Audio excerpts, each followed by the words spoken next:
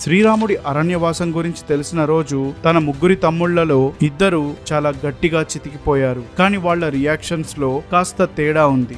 ఎవరు రైట్ అంటూ వాళ్ళని జడ్జ్ చేయకుండా ప్రపంచంలో ఉండే పర్స్పెక్టివ్స్ ని అర్థం చేసుకుని చివరిలో అడిగే ప్రశ్నకు సమాధానం ఇవ్వండి. లక్ష్మణుడికి రక్తం మరిగిపోయింది. పిడికిలి గట్టిగా బిగించాడు. రాముడి విషయంలో జరిగింది అన్యాయం అంటూ దాన్ని చూసి తట్టుకోలేకపోయాడు. ఈ అన్యాయాన్ని నేను సహించలేను. అవసరమైతే అందరితో యుద్ధం చేస్తాను. ఏది ఏమైనా సరే నిన్ను రాజసింహాసనంపై కూర్చోపెడతానన్నా అని రాముడి ఆదేశం కోసం ఎదురు చూశాడు. లక్ష్మణుడి కోపం పొంగిన సముద్రపు అలలాంటిది. న్యాయం కోసం వెనక్కి తగ్గకుండా పోరాడటానికి సిద్ధమన్నట్టు ప్రవర్తించాడు. ఇక భరతుడు రాముడి అరణ్యవాసం సంగతి విన్న వెంటనే నేలపై కుప్పకూలిపోయాడు. బాధతో కన్నీళ్లు కార్చాడు. నా అన్న లేని రాజ్యం నాకు అవసరం లేదు. ఆయన్ని బాధ పెడితే వచ్చే సింహాసనంపై నేను కూర్చోలేను అని అన్నాడు.